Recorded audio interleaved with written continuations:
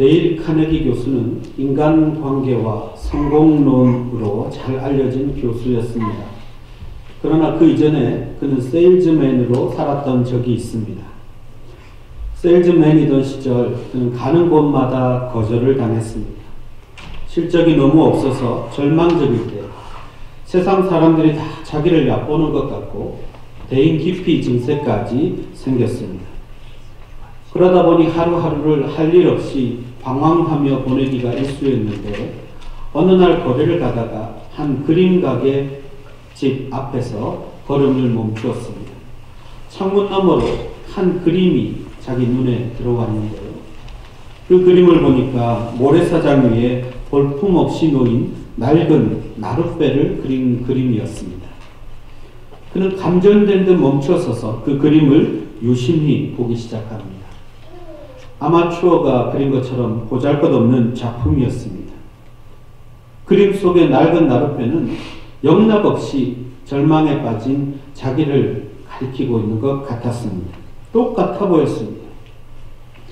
그런데 그의 시선이 조금씩 밑으로 내려가서 그 나룻배 밑에 작은 글귀가 적혀 있는 것을 보았습니다.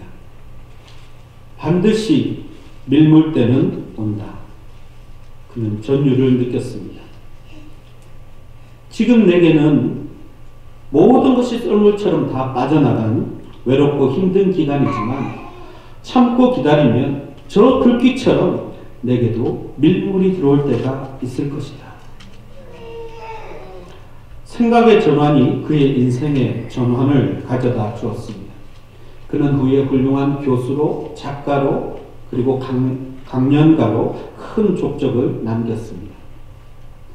사람은 무엇을 보느냐에 따라 다르게 판단하고 다른 행동을 합니다. 때로는 같은 사람인데도 보는 것에 따라서 그의 행동이 완전히 달라지기도 하지요. 어떤 사람은 카네기가 처음 본 것처럼 낡은 버려진 쓸모없는 배만을 볼 수 있습니다.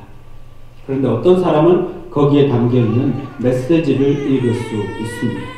희망적인 메시지를 읽고 그리고 그 메시지에 맞춰서 자신의 삶을 살아가게 되는 것이죠. 오늘 우리가 올해의 마지막 날을 맞이하고 있습니다. 여러분 지금 무엇을 보고 있습니까? 오늘 본문 11절을 보면 하나님이 예레미야에게 물으셨습니다. 내가 무엇을 보느냐?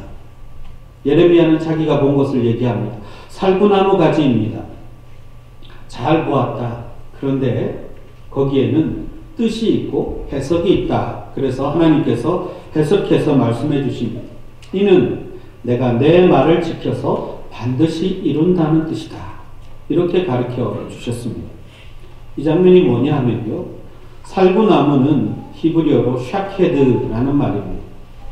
그런데 똑같은 단어처럼 보이는데 뭐만 조금 잘못 찍으면 쇼케드로 읽힙니다. 그 쇼케드라는 단어는 뭐냐면 반드시 이루어진다라는 뜻입니다. 하나님이 살구나무를 보여주면서 실제로 하시고 싶은 말씀은 히브리어 원어대로 하자면 나는 너를 지켜보고 있고 내가 말하는 것은 다 이루어질 것이다. 이런 말씀입니다. 이해가 가십니까? 우리 젊은이들이 대화하다가 당근이지 그렇게 이야기합니다. 그럼 말 그대로 당근이 아니라 사실은 당연하지 그 말을 표현하는 것이죠. 하나님이 예레미야에게 그렇게 보여주신 것입니다. 살구나무 가지를 보여주면서 거기에 담겨있는 하나님의 마음과 뜻과 계획을 다 가르쳐 주신 것입니다. 내가 너를 지켜보고 있고 너에게 한 말은 반드시 이루어진다. 이 메시지를 하나님이 들려주고 있습니다. 그런데 오늘 본문을 보면 이 한 장면에서 보는 시각의 차이가 곳곳에서 발견됩니다. 다른 본문에도 다 적용되는 것을 볼 수 있습니다.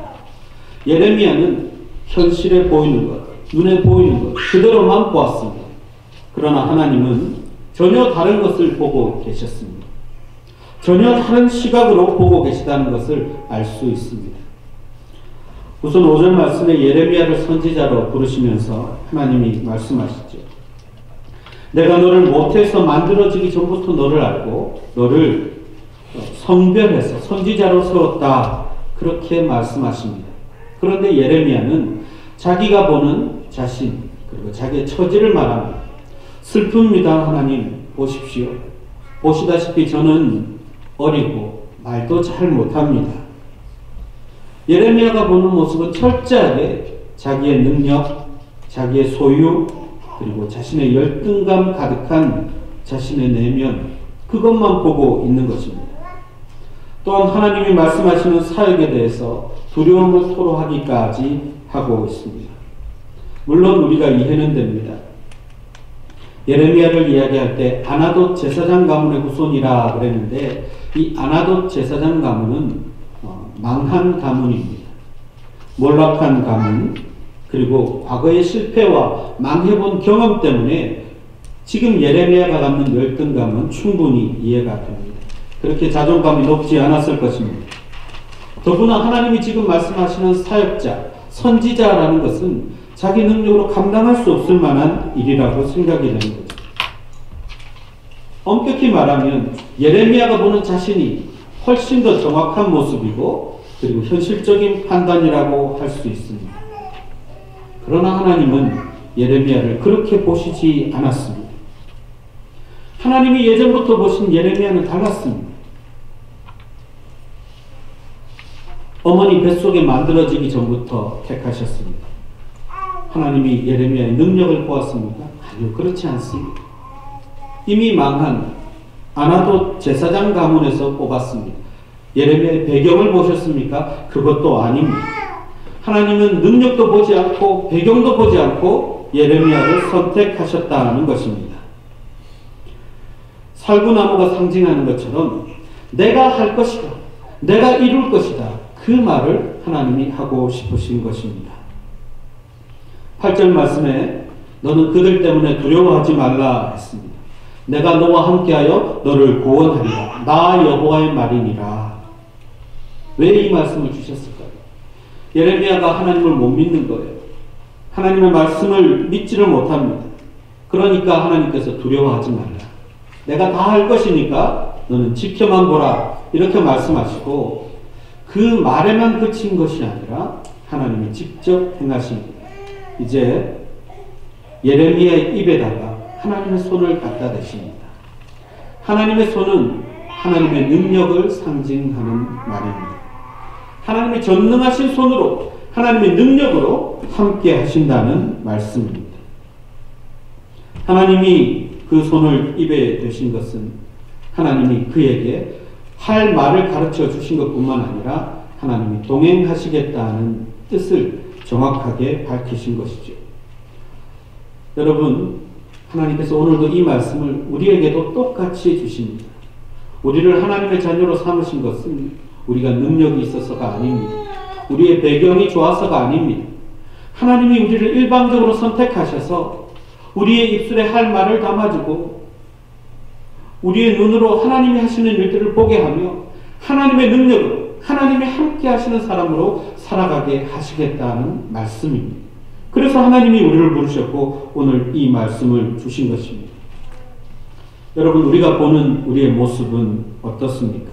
아마도 하나님과 우리가 우리 자신을 보는 시각과 하나님이 우리를 보시는 시각은 좀 다를 것입니다. 한 해를 돌아보면 우리도 어쩌면 비슷한 것을 보게 될 것입니다. 과거의 실패와 그리고 안 좋았던 경험, 나를 사로잡고 있을 수도 있습니다. 우리가 보는 현실은 이 시대 상황은 예전보다 더 어려워졌을지도 모릅니다. 미래도 마찬가지죠. 내년 한 해 또 어떤 일들이 우리에게 다가올지 모릅니다.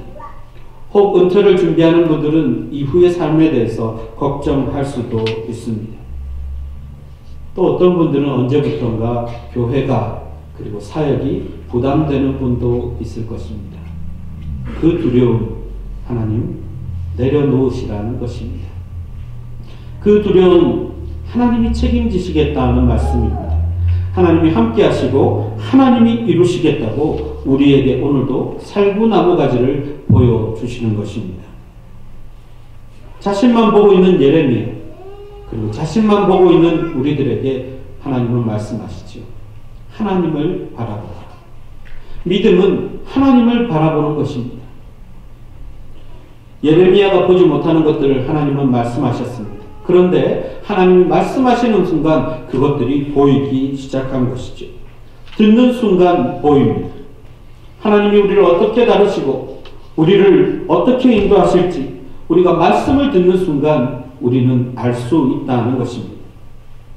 하나님이 우리를 지켜보고 계시고 그리고 하나님께서 말씀하신 대로 이루시는 분이라는 것을 우리는 오늘 들으면서 또 한 번 확인할 수 있습니다. 여러분 방금 영상을 보셨죠? 참 놀라운 은혜가 있었고 그리고 감사한 한 해였습니다. 여러분은 무엇을 보았습니까?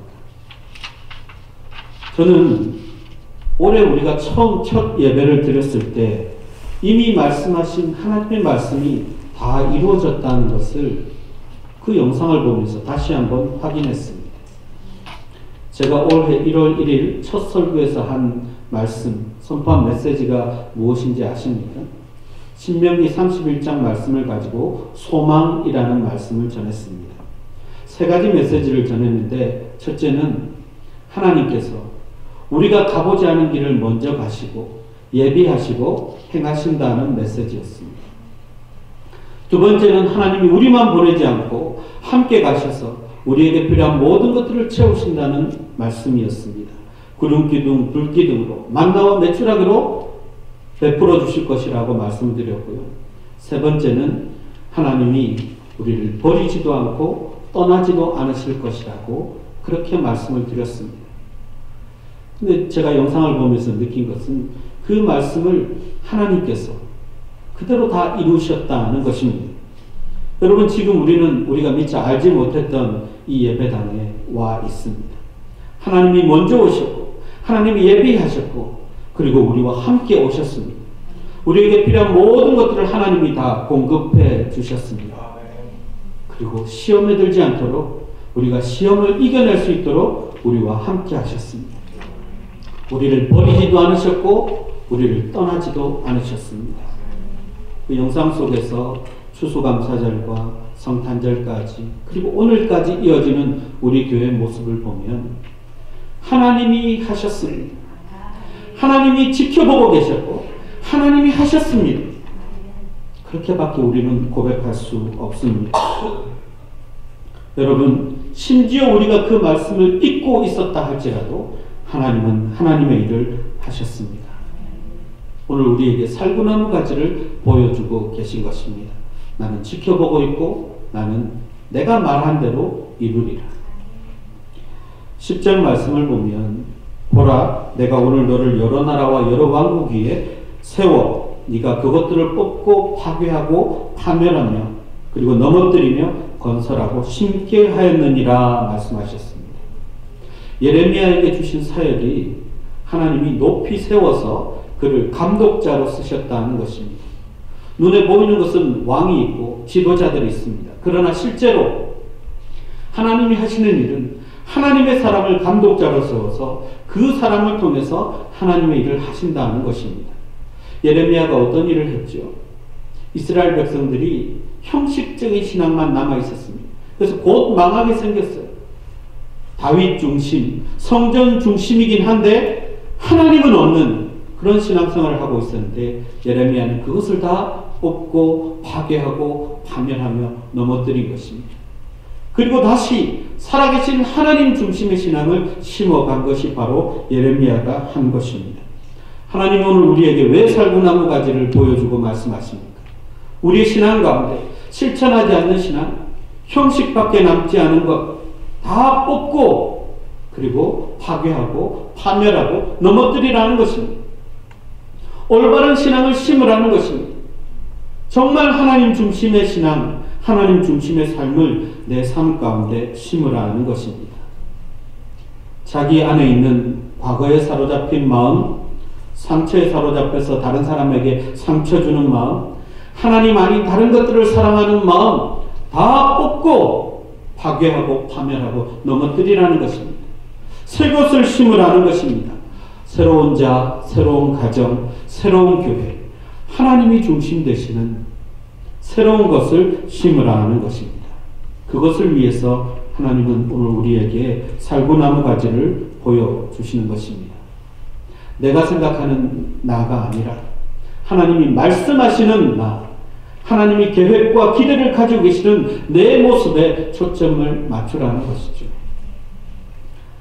지난 2016년 리우 올림픽에서 금메달 5개와 은메달 1개를 딴 마이클 펠프스는 고대와 근대 2700년의 올림픽 역사를 통해서 가장 많은 메달을 획득한 위대한 선수로 불려졌습니다. 그러나 그는 7살 때 ADHD, 주의력 결핍, 과잉 행동 장애라는 진단을 받았습니다. 유난히 발이 컸고 다리는 짧고 그리고 팔은 길어서 친구들은 그를 괴물이라고 불렀습니다. 펠프스의 어머니는 남편과 이혼하고 세 자녀를 혼자서 키웠습니다. 그녀는 아들이 아무것도 제대로 해내지 못할 것이라고 말하는 사람들의 편견에 맞서서 자기 아들을 혼자서 훌륭하게 키우기로 결심합니다. 그리고 수영을 가르쳤습니다. 매사에 집중하지 못하고 짜증내고 경기에서 지기라도 하면 수경을 던져대는 그 감정 기복이 있는 아이를 달래고 얼르고 그리고 타이르면서 날마다 8kg의 무거운 벨트를 허리에 메고 하루 종일 1000m가 넘는 거리를 수영하게 했습니다.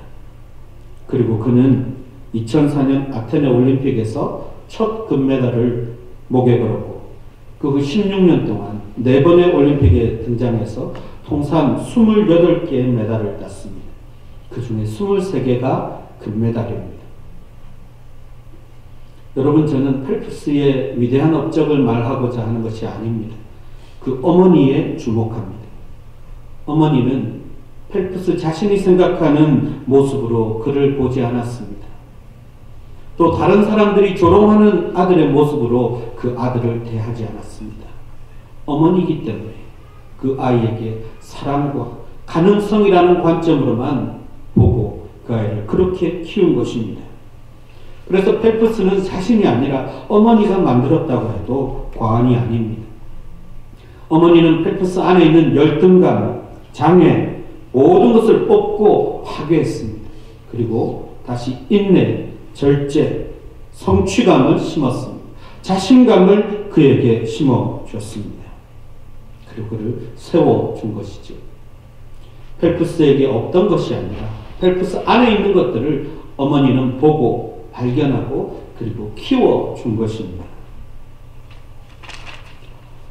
펠프스의 어머니가 펠프스를 보는 것처럼 그리고 하나님이 예레미야를 보는 것처럼 하나님은 우리를 보시고 그리고 우리 교회를 보십니다. 안 좋은 것은 하나님이 뽑고 파괴하고 파멸하고 넘어뜨리실 것입니다. 그리고 우리에게 좋은 것들을 심으실 것입니다. 살구나무 가지를 우리에게 왜 보여주셨습니까? 그 약속을 다시 새롭게 하시는 것입니다. 하나님은 우리를 지켜보고 계십니다. 그리고 반드시 하나님이 하신 말씀을 우리를 통해 이루실 것입니다. 이 약속을 믿고 이 말씀을 보며 하나님과 함께 동행하는 새해가 될 수 있기를 바랍니다. 기도하겠습니다. 하나님, 언제나 우리 속에서 우리가 보지 못하는 희망과 사역을 보시고 우리를 세워주시니 감사합니다. 우리 속에 있는 열등감, 무력감, 절망감, 원망, 상처를 다 뽑으시고 다시 말씀으로 우리 속에 믿음과 용기와 희망을 심어주심을 감사합니다. 한 해 동안 우리와 함께 하시며 은혜를 베푸신 것처럼 내년에도 함께 하시고 우리와 함께 하실 줄 믿습니다. 예수님의 이름으로 기도하옵나이다.